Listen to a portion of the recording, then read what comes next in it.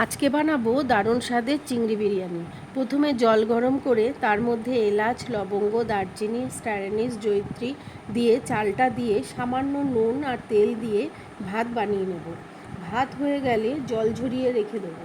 এরপর তেল দিয়ে পেঁয়াজগুলো দিয়ে বেরেস্তা বানিয়ে নেব। জলে হলুদ আর নুন দিয়ে আলুগুলো সেদ্ধ করে নিয়ে কড়াইয়ে তেল গরম করে আলুগুলো ভেজে নেব।